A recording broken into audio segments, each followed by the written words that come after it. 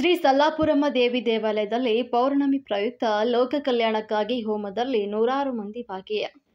ಕೋಲಾರ ತಾಲೂಕು ನರಸಾಪುರ ಹೋಬಳಿ ಚೌಡದೇನಹಳ್ಳಿ gate Soluru ರಸ್ತೆಯಲ್ಲಿರುವಂತಹ Shri ಸಲ್ಲಾಪುರಮ್ಮ ದೇವಿ, ಶ್ರೀ ಕಾಟೇರಮ್ಮ ದೇವಿ, ಶ್ರೀ ಗಂಗಮ್ಮ ದೇವಿ, ಶ್ರೀ ಸಪ್ತಮಾತೆ, ಶ್ರೀ ಮುನೇಶ್ವರ ಸ್ವಾಮಿ ಹೋಮ ಮಂಗಳವಾರ ಯಶಸ್ವಿಯಾಗಿ ಜರುಗಿತು.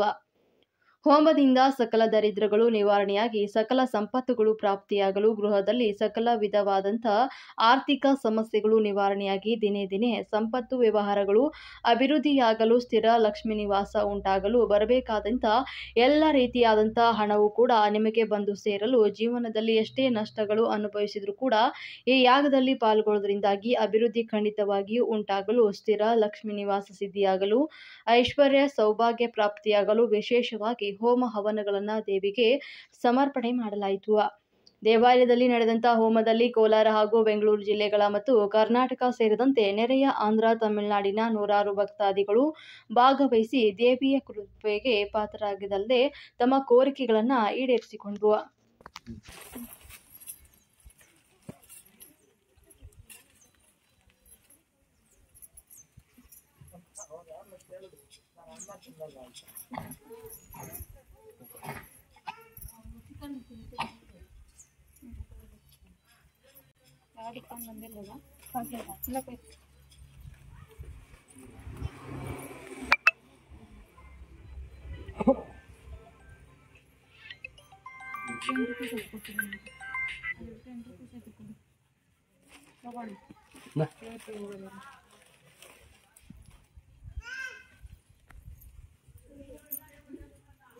ಅಲ್ಲ ಮಧ್ಯಾಹ್ನ ಕೊಯ್ ಬೇಕಾದ್ರೆ ತೊಂದರೆ ಇಲ್ಲ.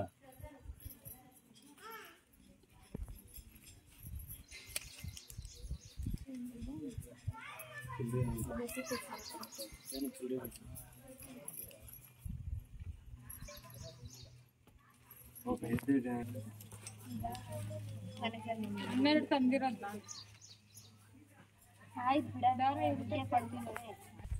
ಅಲ್ಲ ಆಂಟಿನ ಕೇಳ್ಕೊಡ್ತಾರೆ ಯಾರ ಕಟ್ತಕ್ಕಯ್ಯ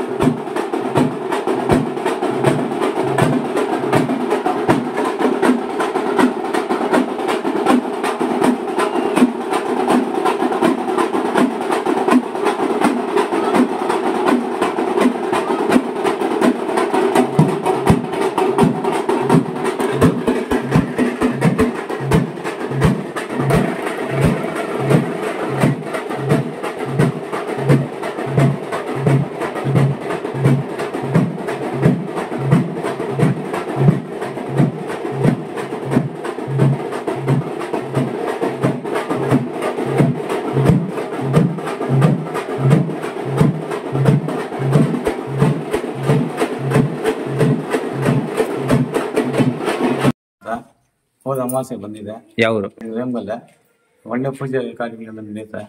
ಒಳ್ಳೆ ಅಮ್ಮನವ್ರು ಒಳ್ಳೆ ಆಶೀರ್ವಾದ ಮಾಡಿದ್ದಾರೆ. ನನಗೂ ಆರೋಗ್ಯ ಈಗ 15 ದಿವಸದಿಂದ ಈಗ ಒಳ್ಳೆ ಆರೋಗ್ಯ ಚೆನ್ನಾಗಿದೆ. ದಿನ ವಿಶೇಷ ಅಂತ ಹೇಳ್ಬಿಟ್ಟು ಗೊತ್ತಾಯ್ತು. ನನಗೆ ಇಲ್ಲಿ ದೇವಸ್ಥಾನ ಇರೋದು ಇದ್ರ ಬಗ್ಗೆ ಏನೋ ಗೊತ್ತಿಲ್ಲ. ನಾನು ಕೋಲಾರದಿಂದ ಬಂದಿದ್ದೀನಿ. ನನ್ನ ಹೆಸರು ಮಾಲತಿ ಅಂತ.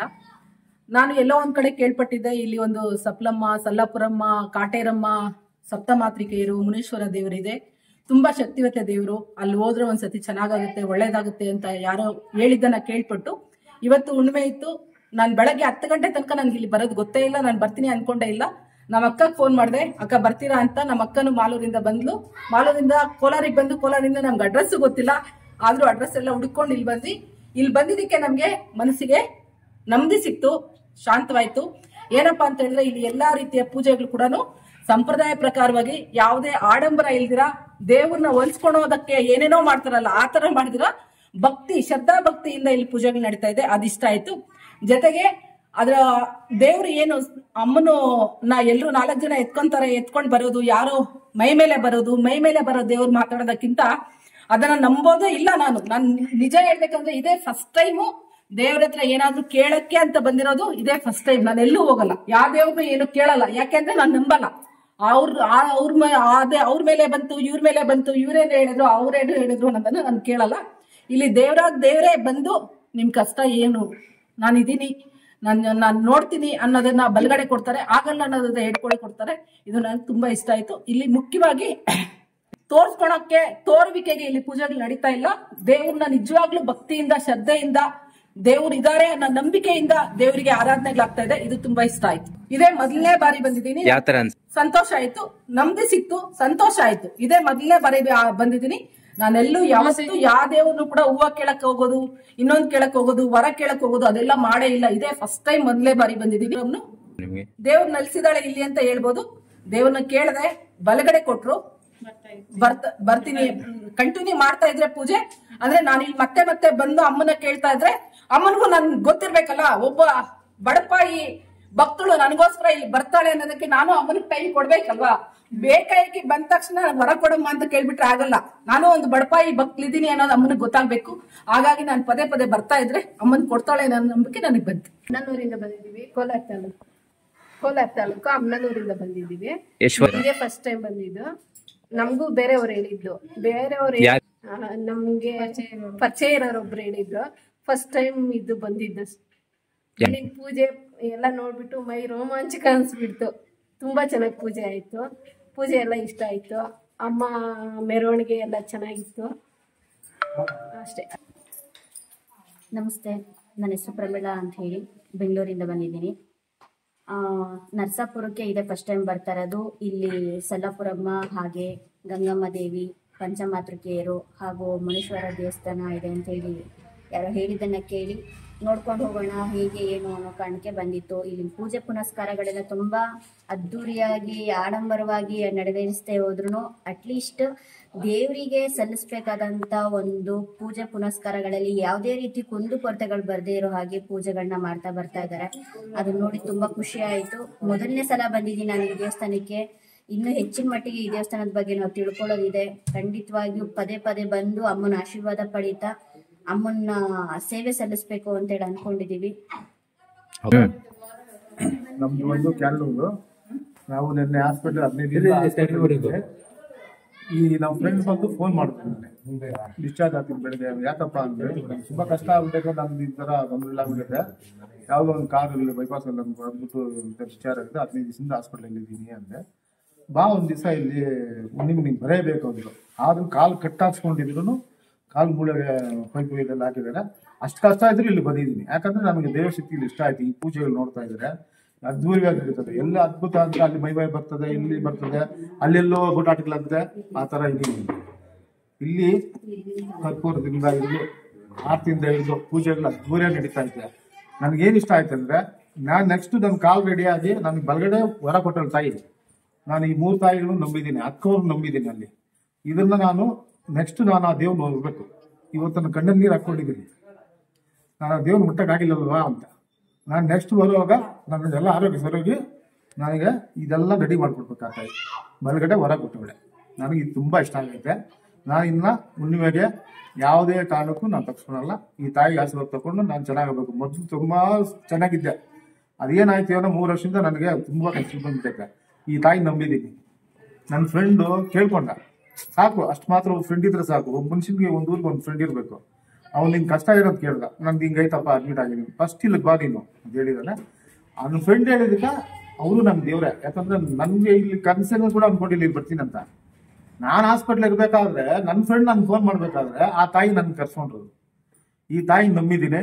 ಹುಣ್ಣಿಮೆ ಆಗ್ಲಿ ಶುಕ್ರವಾರ ಆಗ್ಲಿ ಪೂಜೆ ಬಂದು ಈ ತಾಯಿ ಮಕ್ಕ ನೋಡ್ಕೊಂಡು ಹೋಗ್ತೀನಿ. ನೆಕ್ಸ್ಟ್ ನನ್ಗೆ ಆಶೀರ್ವಾದ ಮಾಡ್ಬೇಕಾದ್ರೆ ಐಮನು ಆ ತಾಯಿ ನೆನ್ಸ್ಬೇಕು. ಇಲ್ಲ ಅಂದ್ರೆ ಸತ್ಯ ಇಲ್ಲ ಅಂದ್ರೆ ನಾನು ಹಿಂಗೆ ಇದ್ರೆ ನಾನಂತೂ ಇಲ್ಲಿ ಬರಲ್ಲ.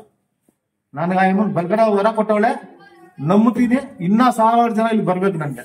ಇದು ಯಾಕಂದ್ರೆ ಬೂಟಾಡ್ತೇನೆ ಇಲ್ಲಿ ನಾಟಕ ಆಡೋದು, ಅದಾಡೋದು, ದುಡ್ಡು ಕಿತ್ಕೊಳೋದು, ಅಲ್ಲೆಲ್ಲೋ ನಿಮ್ಗೆ 5,000 ಕೊಡು 10,000 ಕೊಡು ಕೇಳೋದೇನಿಲ್ಲ. ಇಲ್ಲಿ ಇಷ್ಟ ಇದ್ರೆ ಹೊರಬಿಟ್ಟು ಇಲ್ಲಿ ಕೇಳ್ಕೊಂಡೋದು ಏನಿಲ್ಲ. ಪೂಜೆಗೆ ಬರ್ಬೇಕು ಇಷ್ಟೇ ಇಲ್ಲಿ ಇರೋದು ಹೊರ. ಯಾಕಂದ್ರೆ 100,000 ಜನಕ್ಕೆ 1,000 ಜನ ಒಳ್ಳೇದಾಗ್ಲಂತ ಇದನ್ನ ಏನೋ ಒಂದು ಫ್ರೆಂಡ್ ಅವರು ಒಂದು ದೇವಸ್ಥಾನ ಕಟ್ಸಿದಾರೆ. ಪುಣ್ಯ ಅವರು, ಅವ್ರ ಅಪ್ಪ ಅವರು ತಾತ ಅವ್ರು ಮಾಡಿರೋ ಪುಣ್ಯ ಇದು. ಇಷ್ಟು 2 ಮಾತು ಹೇಳಕ್ ಇಷ್ಟ.